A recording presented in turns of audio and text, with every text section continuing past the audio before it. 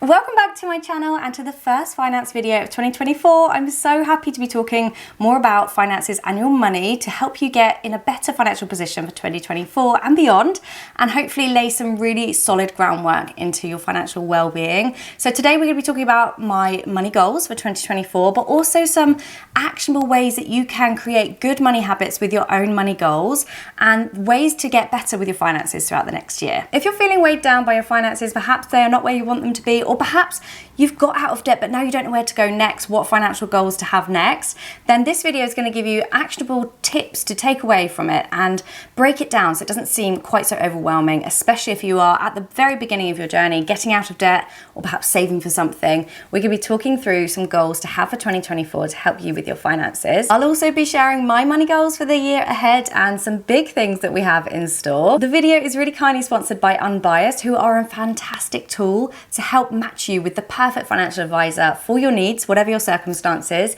I will be sharing more about them further on into the video, but all of the information is down in the description bar when you want to check them out. So if you're ready to get better with your finances and set yourself some life-changing goals, then grab yourself some paper and a pen and let's get into the video.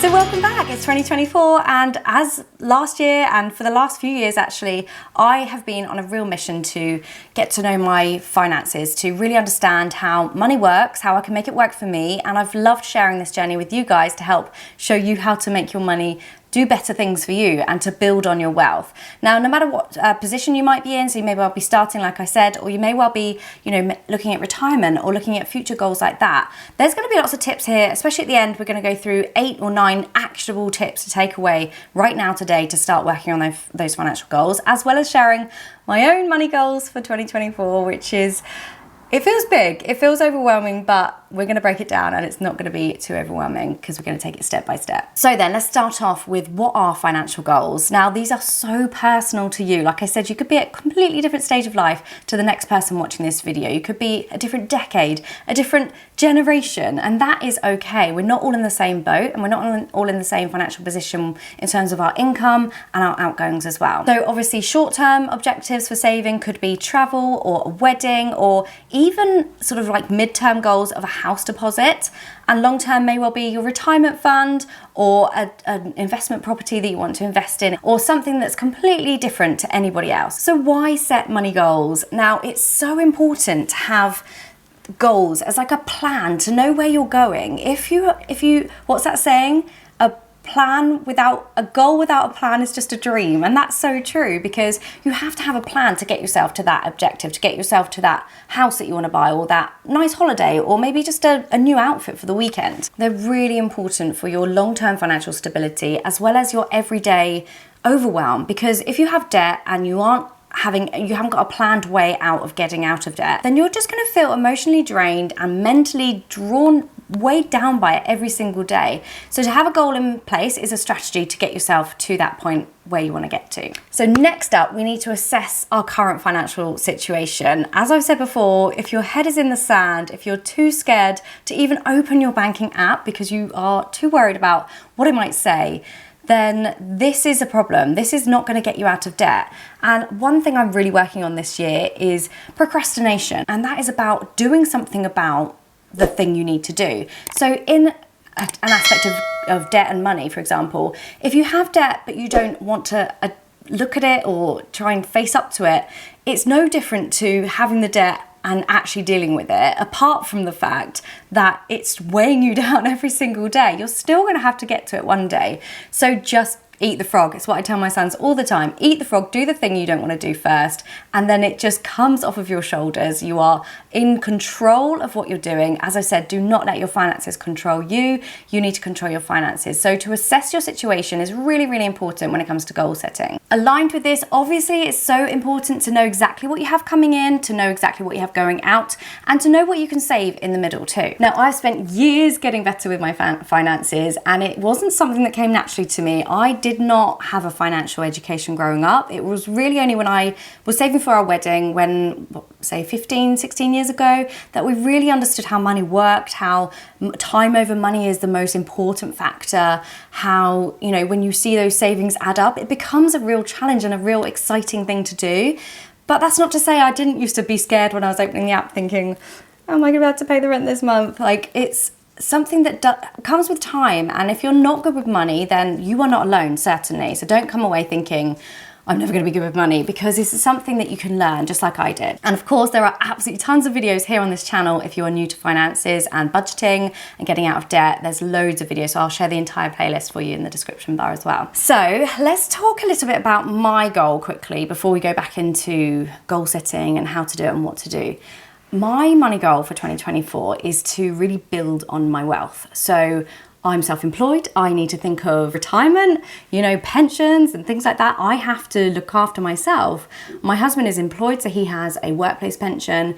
And if you don't, by the way, this is a side note, but if you're not maxing out that pension that your workplace provides for you, please do. It is free money that they are giving to match your contributions. And that just makes no sense not to max it out if you can afford to do so.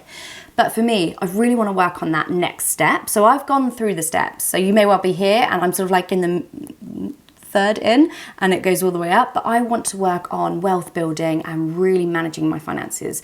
However, I'm not a financial advisor. I've said this in all my videos. I don't have the exact qualifications to know exactly what to do with my money to make it work for me. But this is where Unbiased comes in. Now, they are a tool online which allow you to be matched with the perfect financial advisor for your needs. So whether that is that you are nearing retirement and you need to make sure your money is actually in the most beneficial place, or maybe you are at the very beginning of your journey, you're setting up a business, perhaps you don't know what to do, you don't know whether to go VAT registered, you don't know where to go PAYE, not knowing exactly what process to follow. Unbiased will match you with the perfect financial advisor for your needs. It is a free service to match you with the right advisor, and that first free consultation with the advisor is also free. This will help you discuss your position and your goals to get started with a clearer picture of what your options are. Unbiased is the largest site of its kind with over 27,000 regulated financial advisors that are there to be matched with you. They've been helping millions of people for 30 years. It searches the whole of market and gives lots of details about what each company does to help you learn a lot about them before you get in contact. There's also helpful articles on the site too, as well as helpful guides like this cost of living tool. So for me, something like that is the perfect tool to match me with the right financial advisor, knowing that they're fully regulated, and you don't even need to have one in your area. It could be someone that you see over Zoom, or it could be someone, if that's your preference to have someone that you want, that you live near, then you can choose that as well as the parameters that you're searching for. All the info will be down in the description bar if you'd like to get started for free with Unbiased and get yourself matched with a qualified financial advisor to help you with your money goals for this year. Okay, let's now talk about the goal setting process. Now, these need to be measurable goals to help you feel like when you've achieved them, you can really tick that off. So something visual might work better for you. It might work better, you know, like an Excel spreadsheet, or maybe something on a chart that you can see on the fridge every time. You know, we loved that when we were saving for our house deposit. It worked really, really well because we could tick it off as a family. We know exactly where we were. But a spreadsheet might work better. And there are actually some spreadsheets over on my website, LaraJoannaJarvis.com, which are all of the like budgeting and savings trackers and debt trackers and things like that, which you can pick up on my website. But this is something that's, again, personal to you. When you're setting these goals, they need to be what you need them for. At this point, if you are in a relationship, if you are living at home, but you need some advice from your family, if you are maybe starting to set up with a new partner, you need to be sitting down and getting on the right page with these people. If they are completely different to what you want for the future, if they have different thoughts, then you may need to align your goals accordingly. Taking the time to sit down and assess what you need to, what you want to get to and how you're going to get there is really, really key in this goal setting process. Okay, we're going to go through some goals that you can take away from this, which are going to be some really key ones to stick to for your goal setting process for this year. Now, these are going to be different for each person, of course, but my number one would have to be the emergency fund. We talk about this a lot, and that's because it's super important, because if you don't have an emergency fund, what happens if your car breaks down and you don't have any money in the bank? You go into debt to fix it. And if you need to get to work if you need your car to get to work, you have to get it fixed, so you have to get into debt. So to have an emergency fund, it's there, it does what it says on the tin. You know, the car had loads of issues last year. Well, yeah, last year now. And thankfully I had that money in my emergency fund, but was I happy to pay £700 out? No, I was not. So it's just that sort of money that is there for those things so that it stops you from getting into debt. And number 2 goal to have for this year is to pay off your debt. Now, for me, it's up there. Number 2 just pips the emergency fund to the post, purely because mentally this brings you down so much. Knowing that it is there, that debt hanging over you is so miserable, and it will stop you from then building your wealth in other areas. So if you have a huge debt which has a huge APR, then you're going to be paying so much interest on the debt, where you could be paying for a house with a much smaller mortgage debt, because the interest rate will be so much lower, but you can't ever get to that point because you can't get out of debt to save the deposit. So paying off debt is definitely up there, one of the most important things you need to set as your goal for this year. And there are so many videos on my channel about getting out of debt and budgeting, but just to run over, like, say 5 top things to consider when getting out of debt, just to help you if that is your concern. First of all, would have to be identifying your debt. So make sure you add the numbers up, you know exactly what you're working with, and then prioritize the debt as well. And if you do need to speak to anybody, you've got the Citizens Advice Bureau, Step Change if you are really, really struggling, and there's lots of other resources as well. But prioritize that debt that you want to pay off first. And also, when you're doing this, consider things like your heating, your electricity, your water. If you are in debt with these companies, that is probably somewhere you should really focus on, because if you're losing your heating this time of year, obviously it's winter at the moment when I'm filming this, that's something you really can't be without. So focus on those first. You also might want to consider focusing on the really high interest ones as well, because they're costing you the most money, and maybe you can put all your debt into one lump sum for a lower interest rate and pay over less over the term of the debt as well. If you are moving all of your high interest debt, maybe you could put it into a 0% credit card for a year and then move it around again, consolidating it so you're paying less interest, even if the debt then becomes bigger because you put it into one place. Overall, it's going to cost you less money to get rid of. Okay, so 4th money goal, I think we're on? No, 3rd it must be, money goal, is, are you saving for a specific purchase and the time frame for that? So if you are saving for something like a travel, like a trip or something, which hands up, always saving for travel, then this is obviously a shorter term goal. So can you maybe set up a sinking fund for that, where you have a certain amount of money going into your sinking fund every single month, like I've been doing. I've been saving up for a couple of trips over the last 2 years, and that £100 each month goes into these different pots, and then I know that that's taken care of. So that's like a short-term goal. So setting those goals into levels of term is a really good task to take on first when you're working out where you want to be in 5 years' time. These are actually in no particular order, apart from the debt and the emergency fund. The next one is maybe investing. Now, we have spoken about investing here before, but I want you to do your own research. I'm not a financial advisor.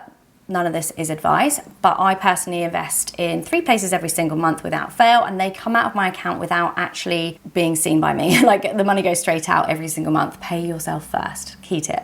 So I have my Vanguard, which is my stocks and shares ISA, which goes in every single month. I have my Trading 212. I put a set amount in there, and then I equal it out over my stocks and my bonds that I want to buy.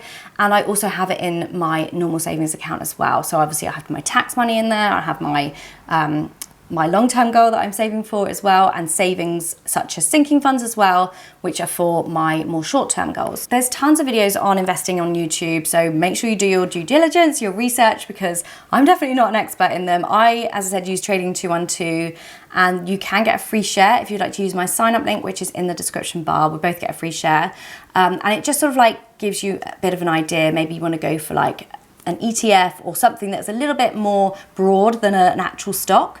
But for me, it's just something that's like my monthly routine that just goes out without me knowing, and it just builds my wealth in the background without actually much doing to it. Another goal you might be looking for is retirement planning. Even if you are nowhere near retirement age, you need to be thinking about this, because what's the most important factor in growing your money? It's time. So if you are in your 20s watching this video, for the love of bejesus, please start investing in your pension, because it's vital. The money will grow so much by the time you get to take it out.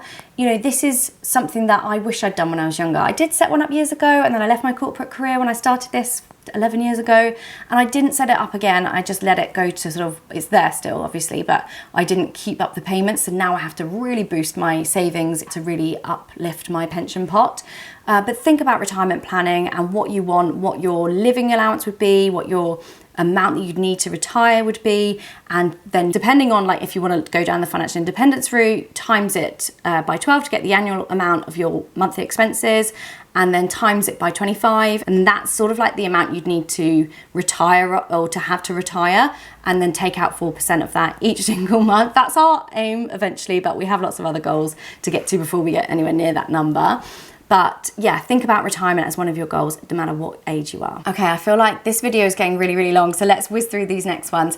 Let's talk about investing in you, in your future, your education. So if you can build on a skill now and start really working at it, then can that get you somewhere in the future where you'll be able to maybe retire from your job or go onto that as a main hustle rather than a side hustle? Education is so key for self-development and for increasing your wealth, because you can increase your income and therefore increase your wealth too. So don't forget to invest in yourself as well as financially. The next one is a big one for me. It's a travel fund. I every single year have an amount that I try and save for travel, because it's just it's our main passion. We love it so much. We would rather sacrifice the little things like takeaways or smoking or alcohol or eating out or going out to be able to pay for the big things. And that's why I always advocate to save on the little things to make the big things happen. But for me, a travel fund is something that is a non-negotiable in our budget each month. And then what about an education fund for friends or family to further their education? If you are a parent like myself, I need to be thinking ahead. I've got 2 boys. Do they want to go to uni? Will I need to help them out at all?